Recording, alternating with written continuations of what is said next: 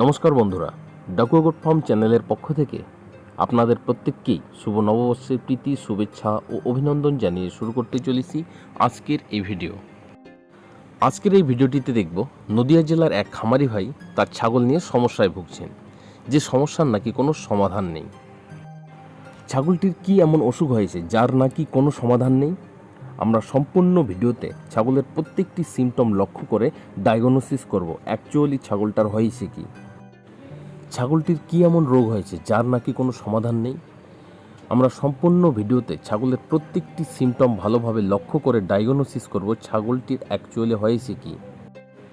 আমাদের তরফ থেকে ছাগলটির চিকিৎসার জন্য কোন কোন মেডিসিনগুলি সাজেস্ট করি।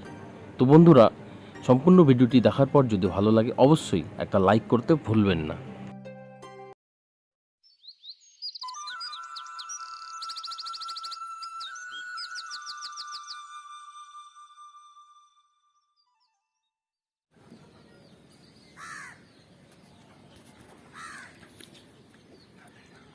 আমি নদিয়া জেলার পলাশী থেকে বলছি। আমি দীর্ঘদিন থেকে ডাকুয়া গোট ফার্মের ভিডিও দেখি এবং সেখান থেকে সেই ভিডিওর মাধ্যমে যা হেল্প পাই সেই হেল্প দিয়ে আমার ছাগলের পরিচর্যা করি। তো আমার এই ছাগলটি শীতের শেষের দিকে প্রচণ্ড ঠান্ডা লেগেছিল, কাশি হচ্ছিল, হাঁচি হচ্ছিল এবং নাক দিয়ে কফ বেরোচ্ছিল।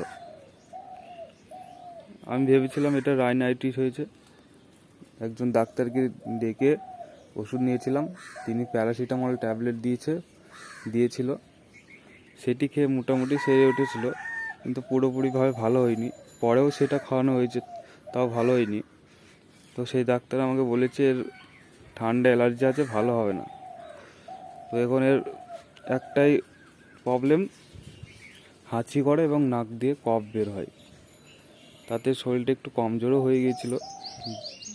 সেই জন্য আমি একে লিভার টনিকটা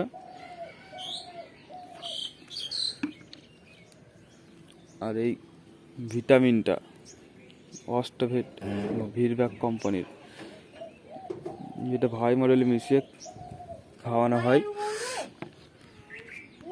তো তাতে এর বডির অনেক গ্রোথ হয়েছে এবং এ খাওয়া দাওয়া সব কিছু ঠিকঠাক করে, সব কিছুই ঠিক আছে, চলাফেরাও ঠিকঠাক করে, শুধু হাঁচি করে এবং নাক দিয়ে কফ বের হয়। তো সেটির আমি সঠিক ট্রিটমেন্ট পাইনি আমার যা মনে হয়। তো দয়া করে আপনি আমার হেল্প করবেন, ভিডিওর মাধ্যমে আমাকে সঠিক ওষুধগুলো দেবেন যাতে আমি সঠিক ট্রিটমেন্ট করতে পারি এর। তো আশা করি আপনি হেল্প করবেন, এই ভিডিওটা দেখবেন প্লিজ। অবশ্যই ভিডিওর মাধ্যমে এই ভাইটির সম্পূর্ণ কথাটা আপনারা শুনতে পেলেন। বর্তমান ছাগলটির যে সমস্যা, হাঁচি মারে এবং নাক দিয়ে সর্দি পড়ে, শরীর কমজোর। ভাইটির কথা শুনে এবং ছাগলের সিমটম দেখে যেটা আমরা বুঝতে পারলাম, ছাগলটির ভিতরে এখনও ঠান্ডা রয়েছে। অ্যালার্জির কথা যেটা উল্লেখ করেছেন, হ্যাঁ, এটা অ্যালার্জিও রয়েছে।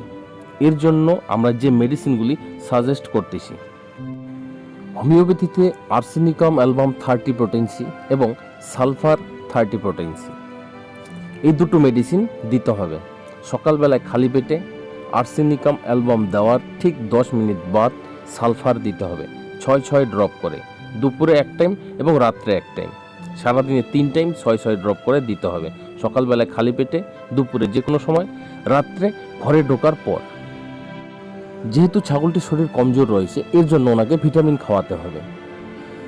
ভিটামিন বি কমপ্লেক্স যেমন গ্লোভিপ্লেক্স অথবা এমবিপ্লেক্স ডেইলি 1 টাইম করে 5 থেকে 7 ml। যেহেতু ভিডিওটিতে এটা উল্লেখ করা নেই যে ছাগলটিকে ডিওয়ার্মিং করানো হয়েছে কিনা, কারণ প্যারাসাইটিকের কারণেও এই ধরনের সমস্যাগুলি হয়ে থাকে।